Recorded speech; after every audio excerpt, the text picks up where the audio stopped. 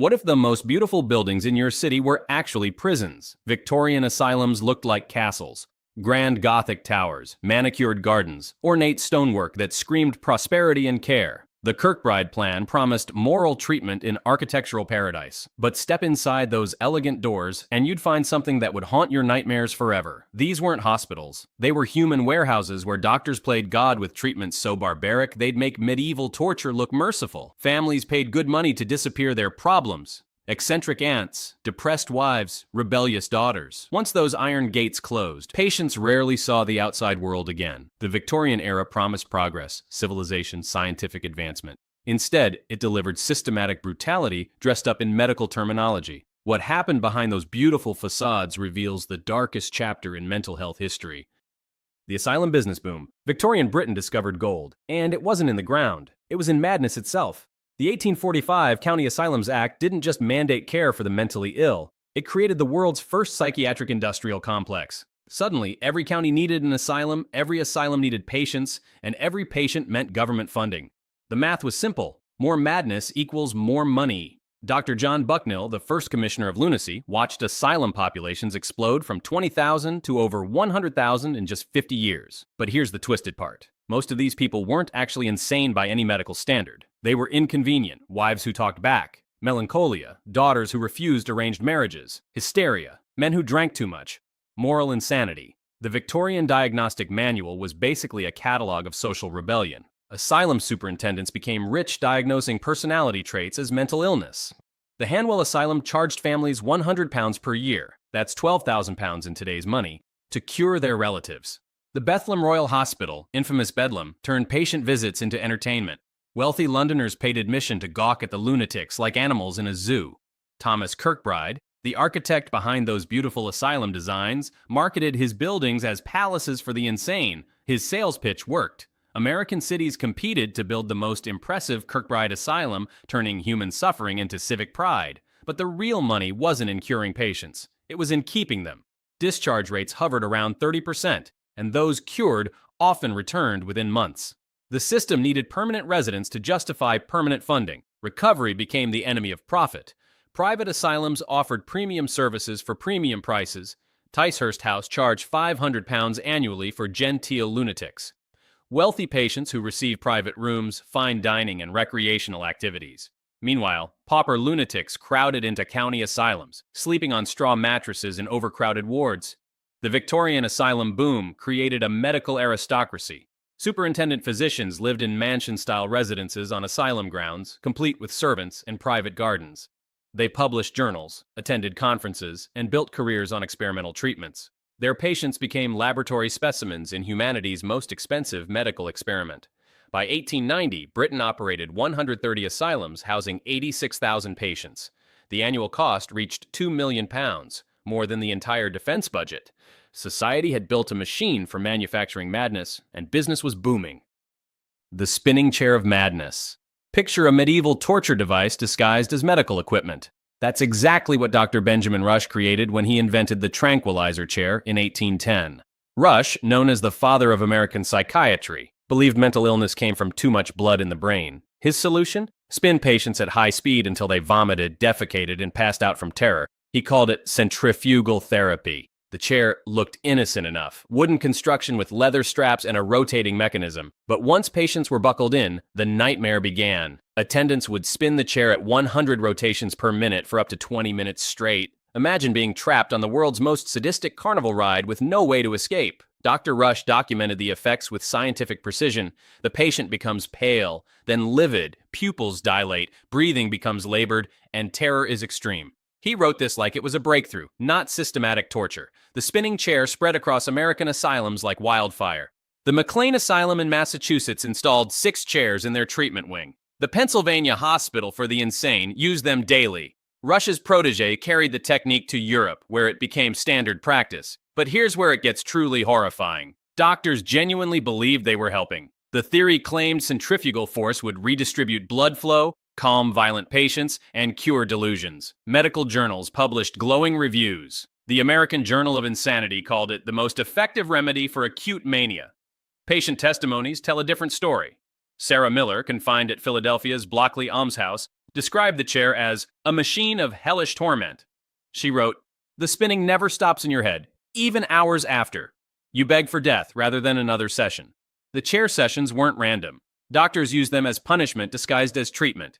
Patients who refused medication, caused disruptions, or simply annoyed staff got strapped in. The threat of the chair kept entire wards in terrified compliance. Dr. Isaac Ray, another prominent psychiatrist, modified Rush's design with additional restraints. His version included a hood to prevent patients from seeing the spinning, making the experience even more disorienting. He proudly reported that patients emerged docile and manageable. The spinning chair remained standard psychiatric equipment for over 60 years. Medical schools taught the technique. Asylum superintendents competed to build the most efficient models. What started as one doctor's twisted theory became an entire profession's accepted practice. The last documented use occurred at the Danvers State Hospital in Massachusetts in 1872, not because doctors realized it was torture, but because newer treatments promised better results. The chair was replaced by hydrotherapy, mechanical restraints, and eventually lobotomies. Rush's chair perfectly captured Victorian psychiatry's central delusion that brutality could be medicine if you use the right terminology. Torture became therapy, screaming became beneficial crisis, and terror became therapeutic breakthrough. Hydrotherapy hell. Water was supposed to be healing. Victorian doctors turned it into a weapon of mass psychological destruction. Dr. Vincenz Priesnitz popularized hydrotherapy in the 1840s, promising that water temperatures could cure everything from depression to delusions. What he actually created was a systematic method of human refrigeration that would make hypothermia look like a spa treatment. The surprise bath became every patient's worst nightmare. Attendants would drag unsuspecting patients to treatment rooms where freezing water waited in metal tubs. The shock was intentional. Doctors believed sudden temperature changes would reset disordered minds. Patients screamed, hyperventilated, and sometimes went into cardiac arrest. Medical staff called this therapeutic crisis. Ice baths pushed the torture even further. The Utica State Hospital in New York kept patients submerged in near-freezing water for hours. Dr. Ameria Brigham documented core body temperatures dropping to 95 degrees Fahrenheit, just 3 degrees above fatal hypothermia. He noted patients turned blue, stopped shivering, and entered states of semi-consciousness. This was considered progress. The continuous bath was hydrotherapy's crowning achievement of cruelty. Patients were placed in lukewarm water for 8 to 12 hours daily, sometimes for weeks. Their skin wrinkled beyond recognition, infections spread through open wounds, and muscle atrophy set in from lack of movement. The Philadelphia State Hospital kept detailed records. 23% of continuous bath patients developed severe skin conditions, 31% contracted pneumonia, and 12% died from complications. Dr. Simon Baruch, the father of American hydrotherapy, invented the needle shower. High-pressure water jets aimed at patients' heads and bodies. The force was strong enough to knock people unconscious. Baruch claimed it stimulated circulation and calmed agitation. Patient records describe it as water torture beyond human endurance. The temperature variations became increasingly extreme. The Worcester State Hospital alternated between scalding hot and ice-cold water treatments within the same session. Patients would be plunged into 110-degree water, then immediately transferred to 40-degree ice baths. The thermal shock caused seizures, heart palpitations, and sometimes permanent neurological damage. Hot pack treatments wrapped patients in blankets soaked with near-boiling water. The Danvers State Hospital used this method for hysterical females, women who showed any sign of emotional distress. The scalding fabric was wound tightly around patients' entire bodies, causing severe burns and blistering. Medical notes describe patients begging for mercy, while doctors recorded excellent therapeutic response. The wet sheet pack became standard procedure across American asylums. Patients were wrapped in cold, wet sheets and left immobilized for hours. As body heat dried the sheets, they contracted and tightened, creating a straitjacket effect. The psychological impact was devastating. Patients reported feeling buried alive.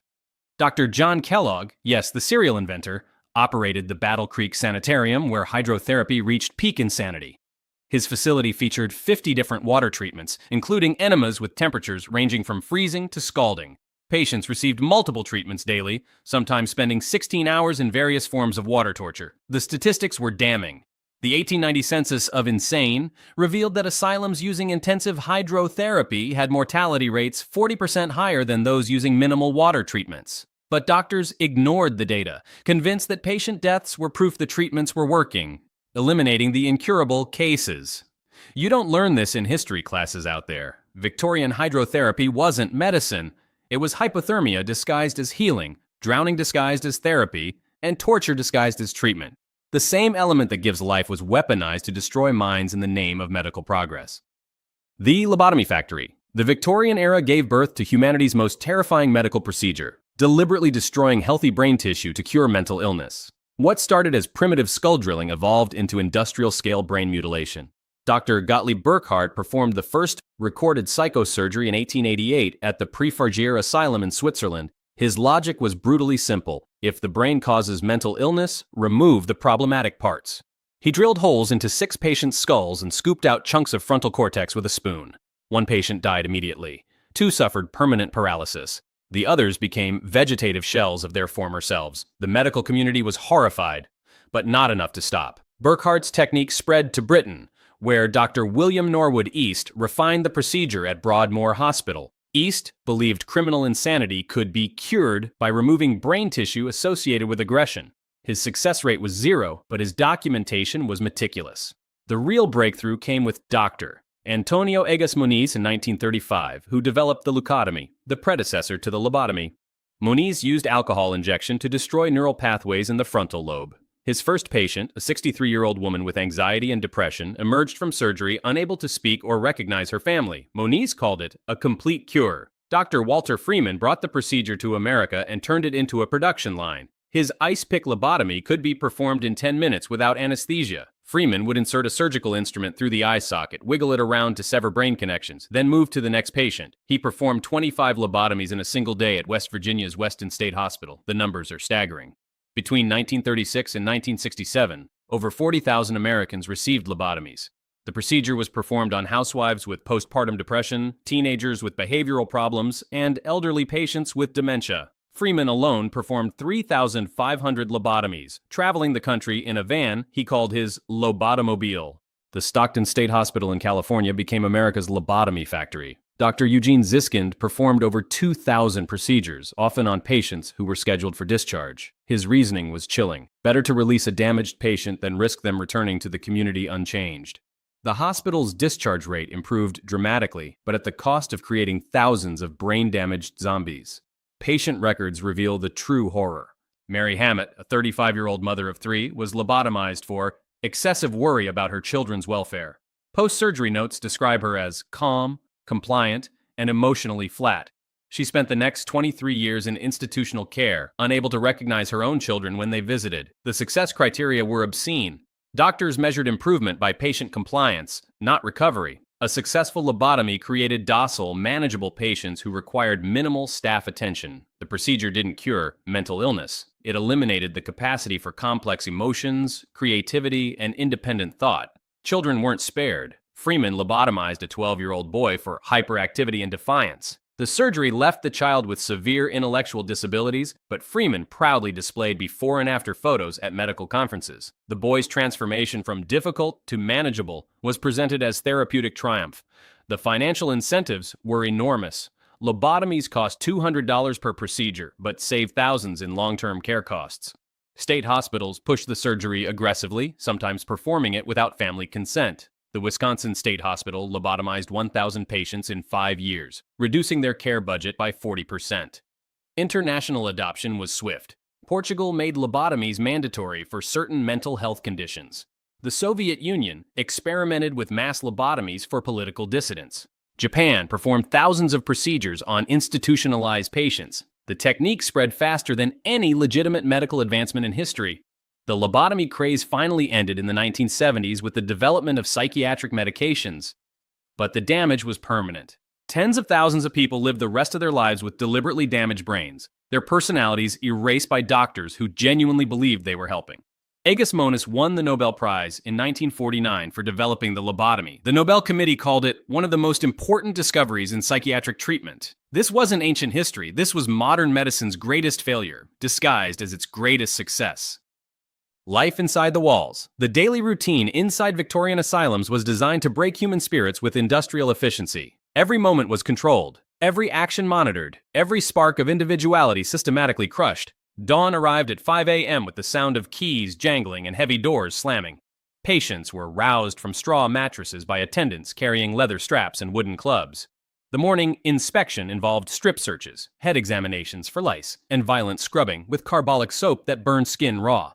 Those who resisted got their first beating of the day. Breakfast was a bowl of thin gruel, stale bread, and lukewarm water. Patients ate with their hands. Utensils were considered weapons. The dining hall held 200 people seated on wooden benches, watched by guards who clubbed anyone who spoke or moved too slowly. Meals lasted exactly 15 minutes. Unfinished food meant no food until the next meal. The work schedule was brutal.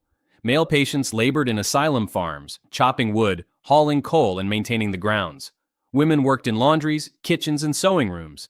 This wasn't therapy. It was free labor that kept asylums profitable.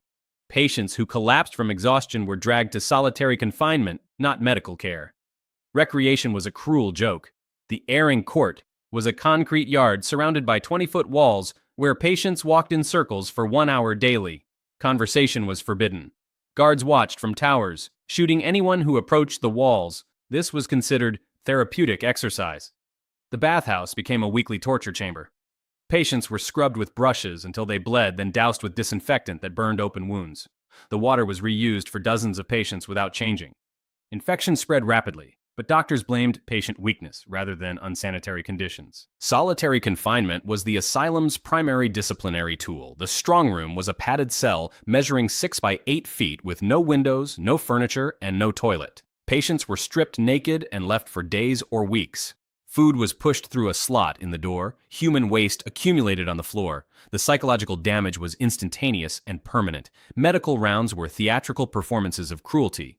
Doctors would parade through wards with students, discussing patients like laboratory specimens. They would poke, prod, and examine patients without consent or explanation.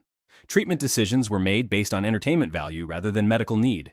The restraint room contained devices that would shame medieval torturers. The crib was a cage-like bed that trapped patients inside wooden slats. The tranquilizer chair held patients immobile for hours. Straitjackets were standard equipment, applied so tightly they cut off circulation. Patients were restrained not for safety, but for staff convenience. Communication with the outside world was impossible. Letters were censored or destroyed. Visitors were screened and often turned away. Families were told their relatives were improving, regardless of their actual condition. The isolation was complete and intentional. Patients needed to disappear from society entirely. Patient testimonies reveal the psychological horror. Elizabeth Parsons, confined at the Massachusetts State Lunatic Hospital, wrote, "We are not treated as human beings, but as wild animals to be caged and controlled. The attendants take pleasure in our suffering. Each day feels like a lifetime in hell." The class system extended inside asylum walls. Wealthy patients received private rooms, better food, and gentler treatment. Poor patients were crowded into dormitories, fed scraps, and subjected to the harshest experimental treatments. Money determined not just comfort, but survival. Night brought no relief. Patients were locked in their rooms at sunset, often 14 hours of darkness in winter. The screaming never stopped. Cries of pain, terror, and despair echoed through corridors all night. Sleep was impossible. Exhaustion became another tool of control. The mortality rate told the real story. The Worcester State Hospital lost 30% of its patients within the first year. The Danvers State Hospital had mortality rates exceeding 40%. Death certificates listed natural causes, but surviving records described systematic neglect, abuse, and medical experimentation. Discharge was rarer than death. Only 15% of patients ever left Victorian asylums alive. Those who did were usually brain-damaged shells of their former selves, unable to reintegrate into society. The system was designed to be permanent, a human warehouse where society's problems were stored until they died. This was daily life for 100,000 British citizens in 1890, not criminals, not monsters, but people whose only crime was being different, difficult, or inconvenient. They disappeared into a system that promised healing, but delivered systematic destruction of human dignity. The doctors who played God. Victorian asylum superintendents weren't just doctors, they were absolute monarchs ruling kingdoms of the mad. With zero oversight and unlimited power, they transformed medical practice into sadistic experimentation on a scale that would make Nazi doctors blush. Dr. Henry Cotton reigned over the Trenton State Hospital in New Jersey, like a medical dictator. His theory was simple: mental illness came from infected body parts. His solution was surgical removal of anything that might be diseased. Cotton ripped out patients' teeth, tonsils, gallbladders, colons, and reproductive organs. He performed over 11,000 therapeutic surgeries with a 30% mortality rate and called it groundbreaking treatment. Cotton kept meticulous records of his butchery. Patient files describe removing healthy organs from people suffering from depression, anxiety, and behavioral problems. A 19-year-old woman with excessive worry had her entire colon removed. She died 3 days later from infection. Cotton wrote in his notes, "Treatment successful. Patient no longer displays symptoms of mental distress." Dr. Silas Weir Mitchell developed the Rest Cure at the Philadelphia Orthopedic Hospital, a treatment that drove healthy women insane. Mitchell believed female hysteria came from too much mental activity. His cure involved complete isolation, forced bed rest, and a diet of milk and crackers. Patients were forbidden to read, write, or even sit up. Many developed severe depression and suicidal thoughts. Mitchell considered this proof his treatment was working. The mechanical restraint obsession reached peak insanity under Dr. John Buck at the London Asylum in Ontario. Bucky invented dozens of torture devices disguised as medical equipment. His restraining chair held patients immobile for weeks. His quieting bed was a wooden box with air holes that trapped patients like coffins. Bucky published papers describing how restraints calmed agitated minds, while patients died from muscle atrophy and bed sores. Dr. Isaac Kurland ran the Pennsylvania Training School for Feeble-Minded Children, where he conducted sterilization experiments on minors. Kurland believed mental illness was hereditary and performed castrations on boys as young as 8 years old. He sterilized over 200 children without parental consent, claiming he was preventing future generations of defectives. His work inspired Hitler's eugenics programs. The most notorious was Dr. Pliny Earle at the Northampton State Hospital in Massachusetts. Earle pioneered shock therapy decades before electroconvulsive treatment. He would terrorize patients with threats of violence, sudden loud noises, and staged executions. One technique involved making patients believe they were about to be hanged, then rescuing them at the last moment. Earle documented how this therapeutic terror made patients more compliant. Dr. William Tuke seems compassionate compared to his colleagues, but his moral treatment was psychological warfare disguised as kindness. At the York Retreat in England, Tuke created a system of rewards and punishments that conditioned patients like laboratory animals. Good behavior earned privileges. Bad behavior brought solitary confinement. The goal wasn't healing, it was creating perfect obedience. The power these doctors wielded was absolute. Dr. Thomas Kirkbride at the Pennsylvania Hospital for the Insane built his residence on asylum grounds, complete with servants and private gardens. He lived like royalty, while patients died in overcrowded wards. Kirkbride's salary was $5,000 annually, equivalent to $150,000 today, while spending just $2 per patient per week on food and care. Dr. Adolf Meyer, the father of American psychiatry, conducted experiments at the Worcester State Hospital that would violate every modern ethical standard. Meyer injected patients with foreign substances, performed unnecessary surgeries, and documented psychological responses to extreme stress. He published 200 papers based on human experimentation, building his reputation on patient suffering. The medical journals celebrated these monsters. The American Journal of Insanity published glowing reviews of Cotton's organ removals, Mitchell's Rest Cure, and Kurland's sterilizations. Professional conferences featured presentations on the latest torture techniques. The medical establishment didn't just tolerate these practices, it actively promoted them. Patient complaints were dismissed as symptoms of mental illness. When families questioned treatment methods, doctors claimed professional expertise that couldn't be challenged. Legal protections for patients didn't exist. Once committed, people became property of the asylum superintendent, who could do anything in the name of medical science. The corruption was financial as well as medical. Superintendents received kickbacks from medical supply companies selling restraint equipment. They embezzled government funding meant for patient care. The New York State Commission found that asylum superintendents were stealing 40% of their budgets while patients starved. Dr. Richard Dewey at the Milwaukee County Asylum embodied this corruption. He lived in a mansion while patients slept on straw. He hosted lavish parties for medical colleagues while denying patients basic nutrition. When exposed by investigators, Dewey claimed his lifestyle was necessary to attract quality medical professionals to asylum work. These weren't rogue doctors operating in isolation.